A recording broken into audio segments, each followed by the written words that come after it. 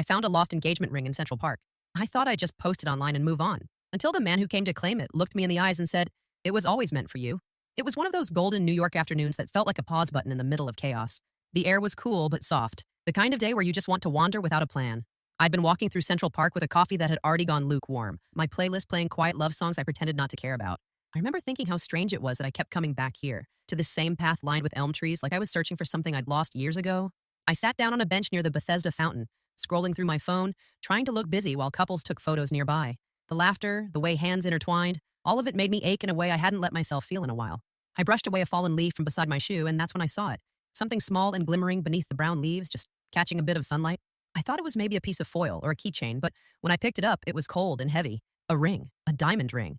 I stared at it, my heart oddly fast, like the air around me had shifted. It wasn't new. There was a tiny scratch on the band, like it had been worn and loved once. For a second, I thought about slipping it on just to see how it looked, but that felt wrong. Someone must be missing it. Someone somewhere was probably tearing through their bag, panicking. I turned it over in my hand and noticed a faint engraving inside the band, initials, 2 letters, and a date. J+A. For a moment, I just stared at them. It felt too intimate, like reading someone's secret. I slipped it into my pocket and tried to convince myself it was just another ordinary day, but something about it didn't feel ordinary. It felt like a sign, though I didn't know of what. That night, I posted about it on a local Facebook group. Found an engagement ring in Central Park near Bethesda Fountain. Please message with details if it's yours. I attached a picture of the ring in my palm, the sunlight catching it just right. Before I went to sleep, I scrolled through the comments, mostly kind people saying how nice it was that I was trying to return it. A few jokingly asked if I was sure it wasn't fate. I laughed a little at that. Fate and I hadn't exactly been on speaking terms lately, but when I woke up the next morning, there was a new message request. The preview showed only one line. "I think that ring might be mine." And the name beside it made my stomach drop. Ethan Parker, my ex, the one who'd proposed to me 3 years ago, with that ring. If you found an engagement ring with initials on it, would you try to return it? Or would you take it as a sign from fate? The moment I saw his name, something in me froze. My thumb hovered over the screen, unsure whether to open the message or pretend it wasn't there. Maybe it was just some mistake. Maybe there were 100 Ethan Parkers in New York, all of them just as likely to lose an engagement ring in Central Park. But I knew better. The world was too small for that kind of coincidence. I tapped on the message. "I think that ring might be mine. It has my initials, and the date engraved on it was the day I proposed to my fiancé. Please let me know where I can meet you to pick it up." My heart pounded in my chest, and I felt the strangest mix of emotions. It was a ring I hadn't seen in years, but I could still remember the way it sparkled under the candlelight when he first slipped it on my finger. He'd promised me forever with that ring. He had promised me forever. But we had broken up. No promises were kept. I stared at the message for a while before typing out a reply. "Where would you like to meet?" The dots appeared immediately, then disappeared, as if he was typing, and then second-guessing himself. Finally, he replied, "How about the same spot? Near Bethesda Fountain?" It seems fitting. I swallowed hard. That place. The very same place where everything had fallen apart. The place where he'd looked me in the eyes and said, "I love you," only to break my heart a week later. The memories of that day flooded me so quickly that I had to put my phone down for a second. How could he still be a part of my life even now, after all these years? After the silence, the tears, and the bitter goodbyes? I had to meet him. I knew I had to. There was no way I was letting someone else pick up that ring. It felt wrong. It felt like a message from the universe I wasn't ready to receive, but one I couldn't ignore. The next day, I made my way to Central Park. The air was crisp again, like it always was when the seasons began to change. The trees had started turning golden, their leaves dancing across the cobblestone path as I walked toward Bethesda Fountain. My stomach twisted the closer I got. When I finally saw him, I nearly froze in place. Ethan. He looked almost the same, but different in a way I couldn't quite place. A little older, a little more worn. His brown hair was a little longer than I remembered, his jawline sharp and clean-shaven. He was wearing a jacket I didn't recognize, his hands stuffed in his pockets. He wasn't the young man I'd once known, but he was still unmistakably him. He looked up as I approached, and for a second, we both just stood there.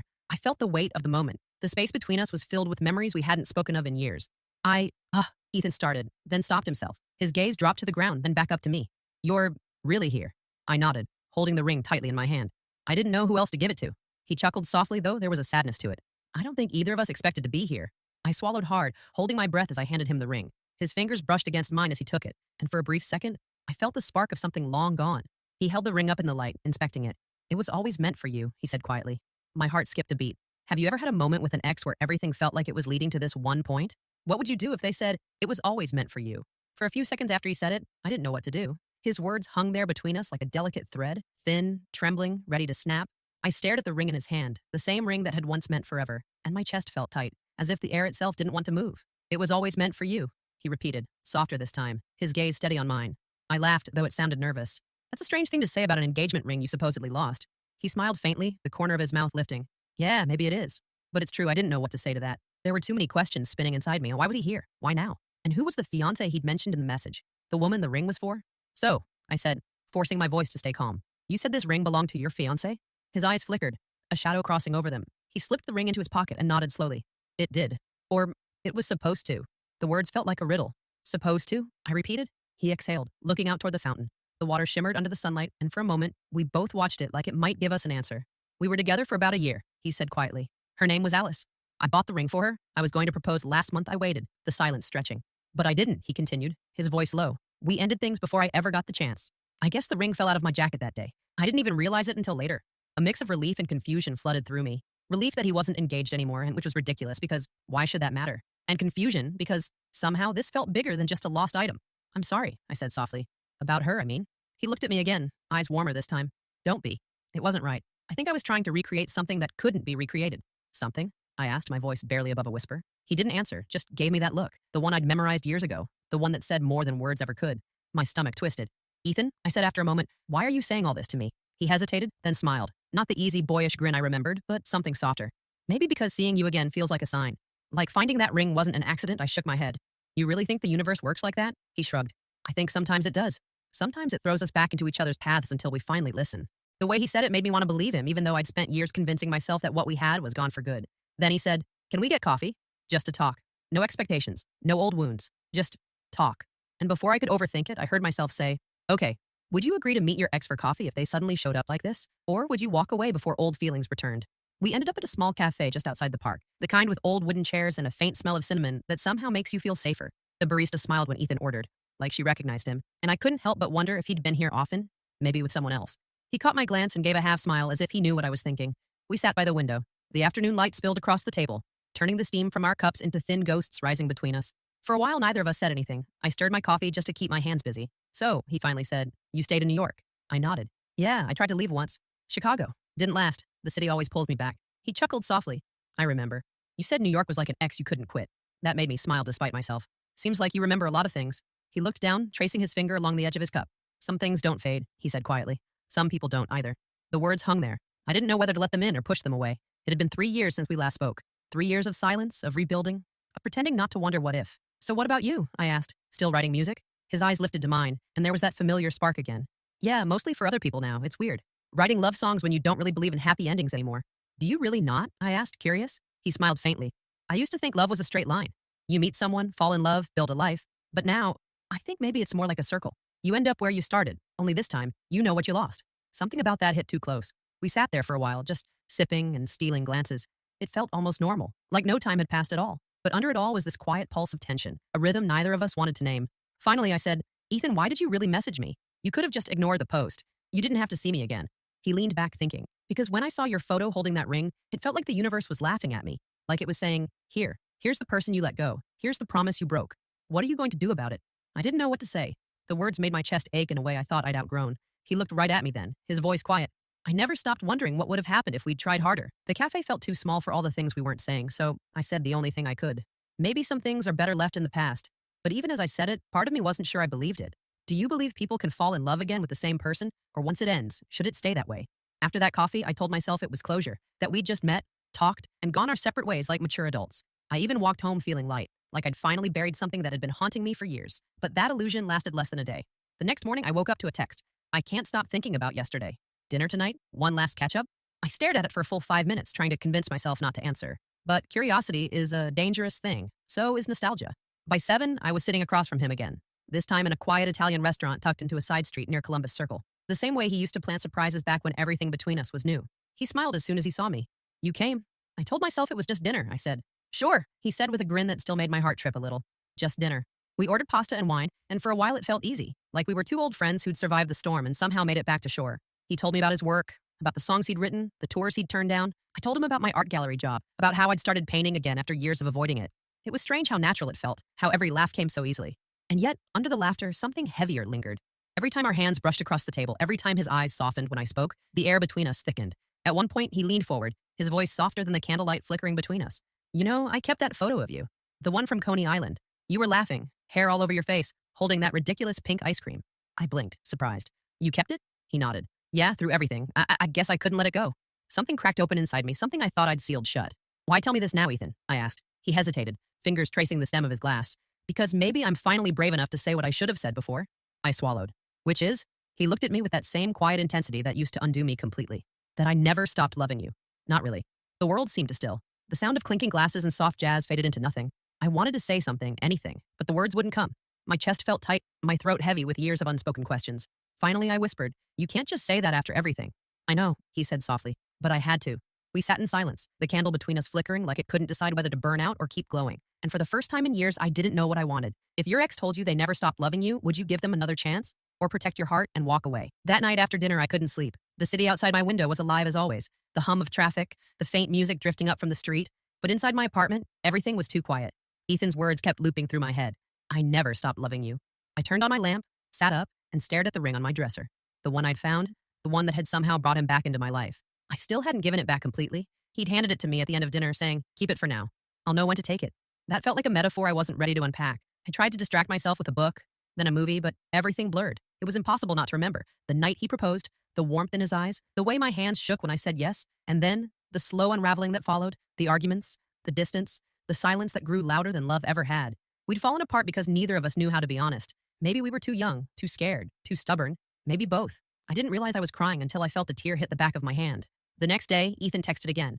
"Can we talk? There's something I didn't tell you." I hesitated, then agreed to meet him near the lake. The air was cool, gray clouds curling over the city, as if the weather itself could sense the heaviness between us.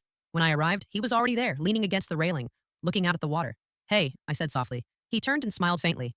"Hey, you said you had something to tell me?" He nodded. "Yeah." He took a deep breath, his voice unsteady. "When I said I was going to propose to Alice, I wasn't telling the whole truth." My chest tightened. "What do you mean?" "I bought the ring," he said slowly. "But when I held it in my hand, I couldn't do it. Every time I looked at it, I saw you. I heard your voice. I felt guilty, like I was trying to erase you by replacing you."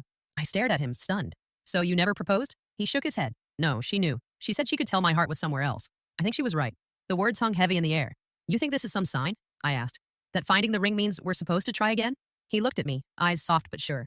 "I don't know if it's a sign, but I know I don't want to keep pretending I don't feel what I feel." My breath caught. Part of me wanted to reach for him, to let the years melt away. But another part, the part that remembered every sleepless night after our breakup, held me still. "Ethan," I whispered, "you broke me once. I don't know if I can survive that again." His voice cracked. "Then let me prove that you won't have to." And before I could respond, he reached out, gently took my hand, and placed the ring in my palm once more. Do you believe people can truly change for love, or do they always end up making the same mistakes? I stood there staring at the ring in my palm, the weight of it heavier than it should have been. It wasn't just metal and stone anymore. It was memories, promises, regret, everything we had been, and everything we never became. "I don't know what you expect me to do with this," I said quietly. "Keep it," Ethan replied. "For now. Not as a promise, just as a reminder." "Of what?" He smiled faintly. "That sometimes life circles back. That maybe we needed time apart to understand what we lost." His words wrapped around me, warm and dangerous. I closed my fingers around the ring, my pulse fluttering. "Ethan, we can't just pick up where we left off. It doesn't work like that." He nodded. "I know. But maybe we can start somewhere new." There was something about the way he said it. Not desperate, not rehearsed. Just honest. That scared me more than anything. We walked together for a while, down the path that curved along the lake. The air smelled faintly of rain and wet earth, and the sky was turning that strange shade of gold that only happens before a storm. I kept expecting the universe to give me some kind of answer. A sign, a flash, something. But it was quiet. When we reached the bridge, he stopped. "Do you remember this spot?" Of course I did. It was where we'd taken our first photo together. He'd kissed me there for the first time too. Awkward, sweet, perfect. I nodded, unable to find words. He leaned on the railing, eyes on the water. "I used to come here after we broke up," he said, "just to remind myself it was real. That we were real." I looked at him, my throat tightening. "Why didn't you ever reach out?" He gave a sad smile. "Because I thought you hated me." "I didn't," I said, my voice breaking a little. "I just didn't know how to forgive you." He nodded slowly, then turned toward me. "And now?" I didn't answer. I couldn't. My mind was a storm of old pain and new longing. The first drops of rain started to fall then. Soft, hesitant, like even the sky was holding its breath. Ethan laughed quietly. "Guess the universe likes drama." I smiled despite everything. It always did. We ran for cover under a nearby tree, laughing as the rain picked up, soaking our clothes and blurring the world into soft edges. For a moment, it felt like we were kids again, back before everything got complicated. When we stopped running, we were standing close. Too close. The kind of close where words didn't make sense anymore. He looked at me, his voice almost a whisper. "Tell me to go, and I will. But if you don't, I'll take it as a sign that maybe this isn't over." I could feel my heart hammering, the rain cold against my skin, his gaze warm enough to melt through years of distance. And I didn't say anything. If you were standing in the rain with someone you once loved, would you walk away? Or let the past find you again? We didn't kiss that day, though it felt like the world was holding its breath, waiting for us to. Instead, we just stood there, dripping wet and shivering, both too afraid to move first. Eventually, he walked me home, his jacket draped over my shoulders, his hand brushing mine every few steps, just enough to remind me that the past was suddenly, impossibly alive again. When I closed my apartment door that night, I leaned against it, heart pounding. The city outside shimmered with rain, reflections rippling in the puddles like fractured memories. I took the ring out of my pocket and placed it on the counter. It glinted under the kitchen light, so deceptively innocent for something that carried so much history. I didn't sleep much. My mind kept replaying every word, every look, every tiny moment from that afternoon. I hated that he could still make me feel this much. I'd spent 3 years building a quiet, careful life, one where he was just a ghost, and suddenly that ghost had a heartbeat again. The next morning, I went to work, trying to shake it off. But as I walked through the gallery, surrounded by paintings that told stories of love and loss, it felt like the universe was mocking me. One painting stopped me cold. Two figures in the rain, hands almost touching but not quite. The plaque below read, almost. That word haunted me all day. By evening, my phone buzzed. A text from Ethan. Dinner tomorrow? No pressure. Just to see you smile again, I stared at it for a long time, then typed, okay. That night, I stood by my window, the city lights glowing gold and white like scattered stars. I caught myself wondering what it would be like to start over, to forgive, to try again, to let myself believe that maybe people could come back changed. But another thought crept in, quieter, sharper. What if this was just another circle? What if we'd end exactly where we began, in love, then broken? The next day, when I saw him waiting outside the restaurant, my heart skipped. He looked almost the same, but softer somehow, like the years had sanded down his edges. We ate, we laughed, and for a moment, I forgot why I was afraid. Until he said, I told my mom I saw you again. I froze. You did? He nodded. She asked if I was finally going to make things right. I laughed nervously. And what did you tell her? He looked at me for a long moment. I told her I was going to try. Something in me fluttered and broke at the same time. Later, as we walked outside, the air smelled of rain again, though the clouds hadn't burst yet. He reached for my hand this time, and I didn't pull away. It felt terrifying. And right. When we stopped at my building, he said softly, I don't want to rush anything. I just want to see where this could go. And before I could respond, thunder rumbled in the distance. It felt like the city itself was holding its breath again. Would you take back someone who broke your heart if they swore they'd changed? Or would you be too afraid of history repeating itself? The following weeks blurred together like a dream I wasn't sure I was ready to wake up from. Ethan and I started seeing each other more, slow, careful, gentle, like two people learning to breathe again after being underwater too long. There were dinners that lasted hours, walks that ended with quiet smiles instead of painful goodbyes, and laughter that felt real for the first time in forever. And yet, every now and then, fear would slip in. It would show up in the pauses between conversations, in the moments when his hand brushed mine, and I'd remember how it had felt the day we fell apart. Love isn't clean when it comes back. It's messy, cautious, full of ghosts you pretend not to see. One night, he invited me to his apartment. It was new, smaller than the one he'd had before, but it was filled with warmth. Photos, books, guitars leaning against the wall, and there, on a small shelf, sat a framed picture of us from years ago. You kept that too? I asked softly. He smiled, couldn't throw it away. We sat on the couch talking for hours the way we used to, about music, art, all the tiny dreams we'd buried and forgotten. Somewhere in the middle of our conversation, he reached for my hand. Do you ever think about what went wrong? He asked. Sometimes, I admitted. Mostly when I'm scared we'll repeat it. He nodded slowly. Me too. But I think the difference now is we know how much losing each other hurts. The honesty in his voice made me ache. He was right. We weren't those same people anymore. The ones who loved recklessly and fought like it didn't matter. Now we knew what it cost.